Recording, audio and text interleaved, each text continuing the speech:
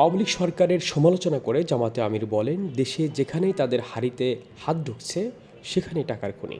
এই টাকা এরা পেল কোথায়? তৎকালীন প্রধানমন্ত্রী পিয়নের অ্যাকাউন্টে ছিল 400 কোটি টাকা। পিয়নের যদি এত টাকা হয়, মালিকের কত টাকা? হ্যাঁ, মালিকের টাকাও বের হয়ে আসছে।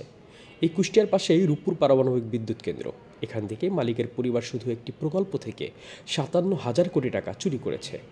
এভাবেই যেখানে মেগা উন্নয়নের কথা বলা হয়েছে সেখানেই মেগা ডাকাতি করা হয়েছে। শফিকুর রহমান বলেন, একটা পদ্মা সেতু তৈরি করতে যে পরিমাণ টাকা খরচ হয়েছে তা দিয়ে অন্তত 4টা পদ্মা সেতু তৈরি করা যেত। তাহলে বাকি 3টা গেল কোথায়? হিসাব একেবারেই পরিষ্কার। দেশের টাকা দিয়ে যারা বিদেশে বেগমপাড়া গঠন করেছেন তারাই এই টাকা চুরি করেছেন। কিন্তু আজ চোরের মার বড় গলা। আওয়ামী লীগ সভাপতি ও ক্ষমতাচ্যুত প্রধানমন্ত্রী শেখ হাসিনা পরিবারের সদস্যদের পারিবারিক বিষয় তুলে ধরে শফিকুর রহমান বলেন, বাংলাদেশ ছিল তাদের ইনকাম সোর্সের জায়গা, আর তাদের কলিজা ছিল বিশ্বের অন্য জায়গায়।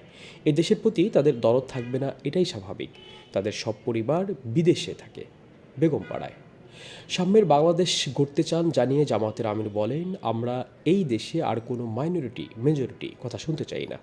কিসের মেজরিটি আর মাইনরিটি? বাংলাদেশে যারা জন্মগ্রহণ করবে তারাই সবাই ধর্মবর্ণ নির্বিশেষে এই দেশের গর্বিত মর্যাদাবান নাগরিক। রাষ্ট্রের সংবিধান সবাইকে সমান অধিকার দিয়েছে। আল্লাহর সংবিধানও তাদের সমান অধিকার দিয়েছে। নারীদের পোশাকের বিষয়ে শফিকুর রহমান বলেন, বোরকা কালো হবে না লাল হবে, সাদা হবে না বেগুনি হবে, এটা আমার দায়িত্ব নয়। বোরকা কাউকেই জোর করে পড়ানো হবে না। যে মা মনের সন্তুষ্টির সঙ্গে বোরকা পরতে চাইবেন, পর্দা করতে চাইবেন, তিনি করবেন। আমি অন্যান্য ধর্মাবলম্বী মায়েদের কিভাবে বোরকা পরাবো? ইসলাম কি আমাকে এই দায়িত্ব দিয়েছে না অধিকার দিয়েছে? কোনোটাই নয়। তারা যা পছন্দ করেন সেরকমই তারা চলবেন। দীর্ঘ 18 বছর পর প্রকাশ্যে কর্মী সভাকে কেন্দ্র করে কুয়াশা ও কনকনে শীত মারিয়ে আজ সকাল থেকে বিভিন্ন উপজেলা থেকে হাজার হাজার জামাতের কর্মী মিছিল নিয়ে সরকারি কলেজ মাঠে হাজির হন। সকাল 9টায় পুরো মাঠ কানায় কানায় ভরে যায়।